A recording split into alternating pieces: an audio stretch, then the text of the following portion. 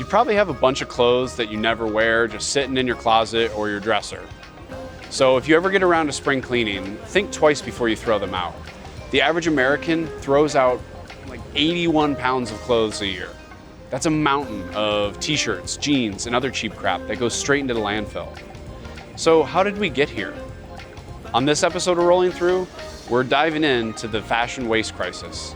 Also, in this finale of Rolling Thru, we roll into New York City, taking in the sights, the streets, and the flavors along the way. And the big question, will we make it to the end of the Empire State Trail? Watch now to find out. This is Rolling Thru, a bicycle travel show.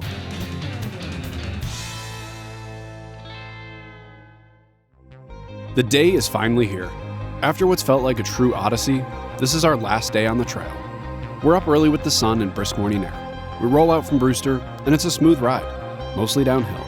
So we're able to just coast. It almost feels ceremonial. And good thing, because we're not stopping until New York City. There's a lot ahead of us, so Greg and I keep moving and decide to push on for one last long haul. We're feeling the miles, but with each one, the anticipation builds. And then we hit a major milestone, literally. This is a pretty special moment right now. We just biked hundreds of miles across days to arrive to this right here.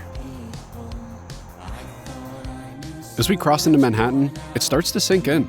Maybe it's the views, maybe it's the relief, but the scale of it all really hits. We're riding on the busiest bike path in the country. At peak, the Hudson River Greenway sees more than 10,000 cyclists a day along its 13-mile stretch. It's basically one long park along the waterfront. Not a bad place to finish a ride like this. But we're not done yet. Over the past couple decades, this city's transformed when it comes to bikeability. And a big part of that is e-bikes. They've lowered the barrier to getting around and opened up micromobility to a lot more people. So I'm heading to talk to some of the folks pushing that forward. We stop into Propel e-bikes in Brooklyn to meet CEO Kat Strain. We carry front-loading cargo bikes and long-tail cargo bikes. So front-loading, you can put your cargo, whether it's your precious cargo, your children, in the front, or whether it's commercial use or personal use, your groceries, furniture, Christmas tree, whatever. It can all go in the front of a cargo bike. And same for the rear. There's options for storage on the back of the cargo bikes, and you can carry a kid up to 40 pounds in that seat, and then transition that seat to another seat pad or a captain's chair, or just all sorts of accessory options. Can we see how it runs? I'd love to. All right. Let's do it. Let's check it out. Yeah, so this bike path is a protected path by the sidewalk, and there's a barrier, and it's a two-way path. As somebody who's from Rochester and loves Wegmans, Wegmans! You could ride right over to Wegmans and load up all your groceries right on here, and then get home faster than you would like taking an Uber. Yes, and that's really one of the reasons I love riding my bike, especially around the city, or just riding bikes. And I'm also not somebody that would ride a non-electric city bike, just because I've become accustomed to having the electric assist, and it's not my preference to ride without it. And I don't know, it keeps me riding. Yes. Yeah, and I feel like that's an important distinction when talking to people, because I've heard folks say, "Oh, you have an e-bike, that's cheating," and right. I don't think that argument really holds any water. Well, I'm not racing, right? So I don't feel like I'm cheating. I feel like this is improving my quality of life, because I am now able to do something that I was capable of doing before. I was not interested. I feel like it's also a great way to get people who wouldn't otherwise bike, or who couldn't otherwise bike, out there biking. I want to say 70% of people who purchase an e-bike ride it way more than they ever thought they would, which is, that in itself is. Yeah. And I'm evidence of that. I think the best way to get more people on bikes is to just encourage every single person to try one And that's what we're seeing, that experience a lot in store, of people that are just like, okay, I want to get out and get on a bike, and the electric ability is really allowing that. I feel like every time we're like turning, it's like, all right, now it's a little more chaos. Oh my God. My God. Oh my God. Who would have thought this Who would would've have been? thought? We just went Right. through absolute tempest of chaos with construction, and now we're going over cobblestone roads, and you're just like zipping along. With a huge smile on my face, right? With a smile on your face, because that's the other thing too. Like, I feel like in a car, especially in an area like this, where it's extremely scenic. Right now we're under the Manhattan Bridge.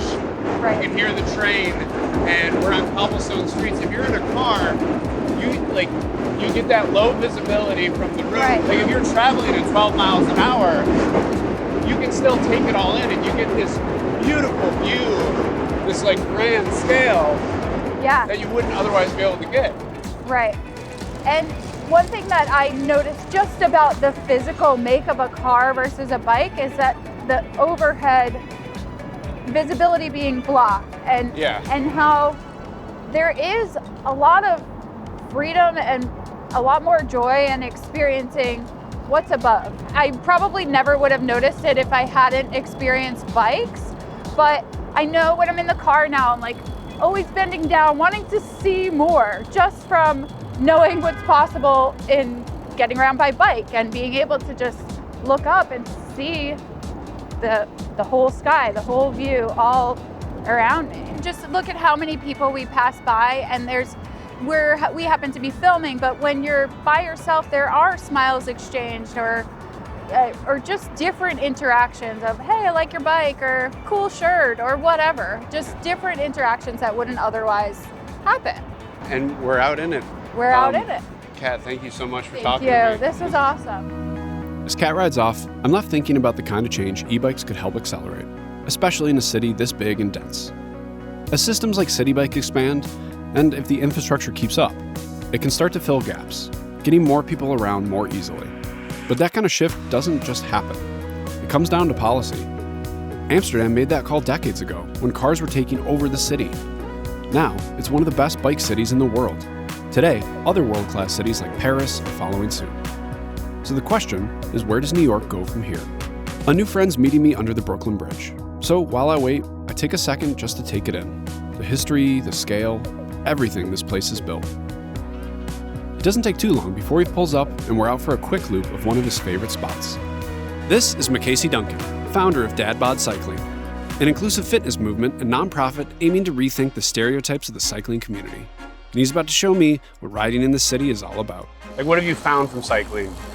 So I believe it truly changed me mentally, emotionally, physically is a huge one. It's a journey. You're not good when you start cycling at all, but it depends on who you're comparing yourself to. Yeah. I live by me versus me. So I love to see the progress I make year after year.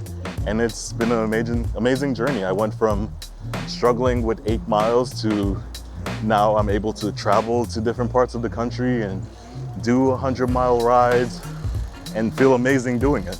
And how about the connection aspect? How is it like meeting new people out there and riding with folks? So in New York itself, it's such a diverse community. You can meet a cyclist from any part of the world in New York. You can start in Brooklyn and you can meet someone from any island in the Caribbean that rides a bike. Or you can head over to Jersey and you meet anyone from South America, Europe. It's just such a diverse and welcoming community. It's unbeatable. You cannot beat cycling. So in New York especially, I lived here for many years. I cycled here for many years and love it. But anytime I talk to somebody about it, they're, oh, you're wild for doing that. I can't believe you would cycle there. Can you talk to me about the safety if somebody's apprehensive? Well, if someone's apprehensive, the infrastructure is there. It's on a lot of our council members to really push forward the importance of safety in the city.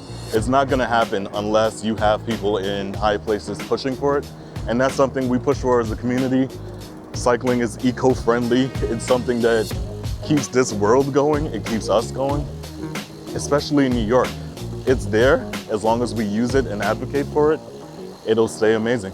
And then can you tell me a bit about the cycling community in New York in general? There's nothing wrong with riding by yourself or just riding with one person, but the cycling community in New York, it's very welcome. There's so many groups that'll have new rider days or have so many days where they have an easier ride, a welcome ride, or just an introductory ride to cycling that there's no difficulty finding it. And there's a lot of different like subcultures in bikes too. Like you got bike punks, you got people who like collect vintage bikes and ride. You have your road cyclists, you have your party cyclists that ride on Thursday nights, you have, believe it or not, you have your gravel cyclists in New York that will find gravel a little bit to the north, or even in Brooklyn, there's a whole gravel route. So we've ridden across like the entirety of New York State, and you know, it's been a very long journey for Greg and I. It's been really rewarding, but I think riding here, something that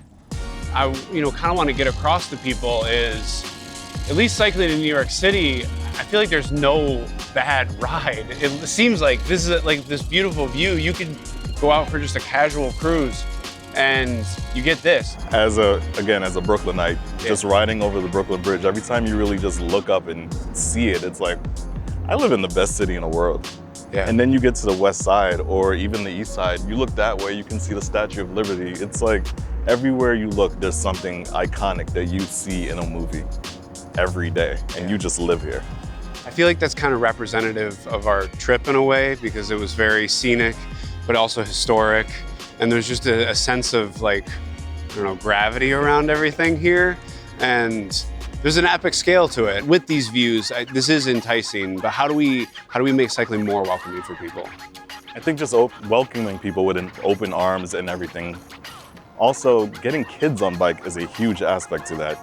When they grow up riding in this city, you're just passing things on to the next generation, passing your knowledge on. If you give a kid a bike and they have their own way around this city, they're going to grow up loving it. I hope for more people on bikes is that it becomes an easier process, hopefully a cheaper process, something that's more accessible to all the communities in the cycling community and all the communities within the city. Build bike lanes, free bikes, and get people out there riding. I agree. Makesi, thank you so much. This No problem, is man. awesome. And before we head back to Manhattan, we wind up under the Brooklyn Bridge. So it'd be a shame if we didn't cross it, especially now there's a dedicated bike lane along the lower level. One less lane for cars, one more for bikes. And after a full morning of riding, we've definitely worked up an appetite. So we're heading towards lunch. But before our spot opens up, we take it slow and take in a few sights.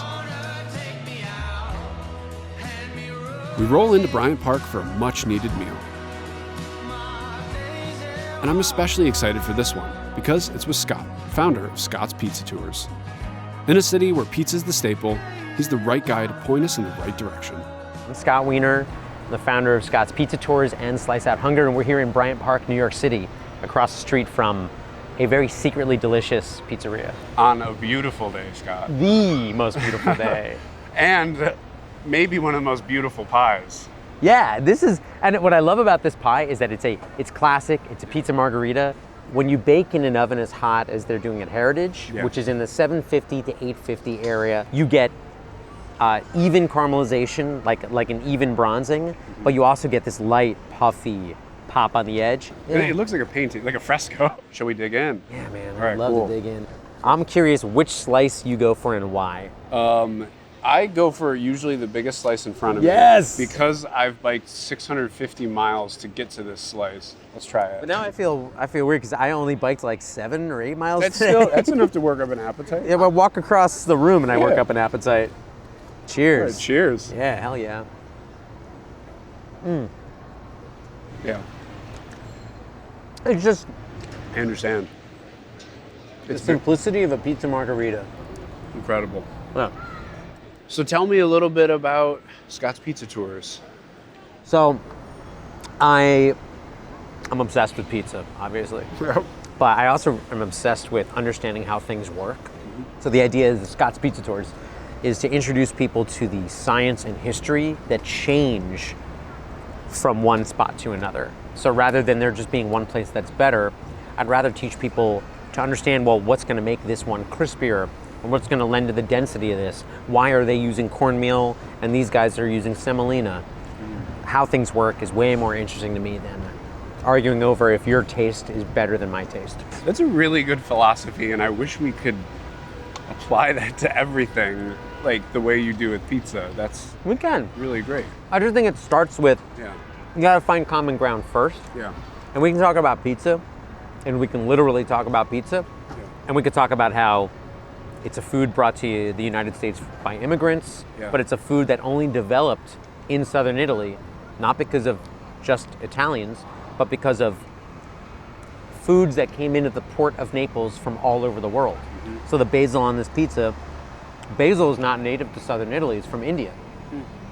Buffalo mozzarella is from also South Asia. And tomato is not from Europe at all, it's from Central America, South America. It like breaks apart the idea of there being this nativism about food. You break it down. Yeah.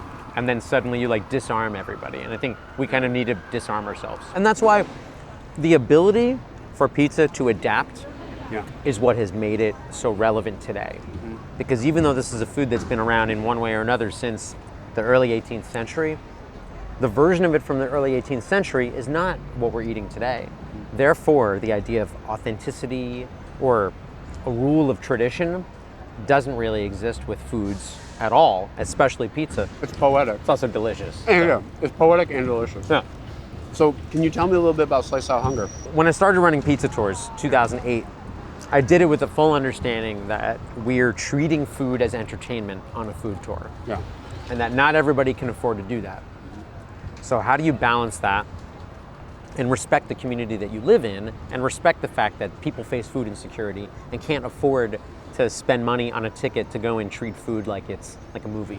Yeah. And so Slice Out Hunger became this other arm of what we do, where we partner with pizzerias all across the United States, and we do fundraising and we do events that all support organizations that fight food insecurity. And they all participate by donating to local shelters and soup kitchens, and then we help them by bringing them all together and giving them the benefit of community. It's like a good way to form a club and teach people that even though they are independent pizzerias, they don't have to operate independently. They can operate like a community. Building community, pizza for good. Pizza really took off in popularity when it became a food of sharing.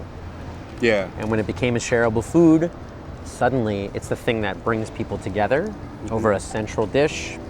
And it becomes the thing that you and I can talk about why you chose that slice and why I chose that slice. It's literally common territory. After going back for an entire second pie and putting that away, Greg and I hop back on the bikes and head out, cutting through the fashion district. New York is one of the fashion capitals of the world. Trends start here and spread everywhere. Clothes maketh the man.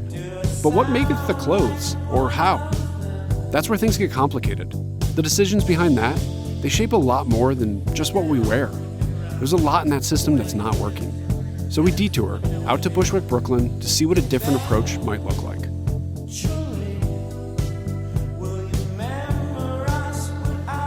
The idea for Zero Waste Daniel kind of has always been my life. I started sewing when I was a little kid. I needed to make things. I have those itchy maker hands. And when I was a little kid, maybe 5, 6 years old, the first material that I started working with was scraps. As I pursued a career in design and I learned about all of the industrial practices, I realized that everybody has this problem, but it's on a huge industrial scale. So waste in the fashion industry, like, talk to me about how you're trying to tackle that. So waste in the fashion industry looks different all the time, but one of the main things that it looks like is, we think of those piles of clothing coming in and out of, fast fashion stores, H&M, Zara, that kind of thing. But that's post-consumer waste. Pre-consumer waste is actually one of the biggest offenders.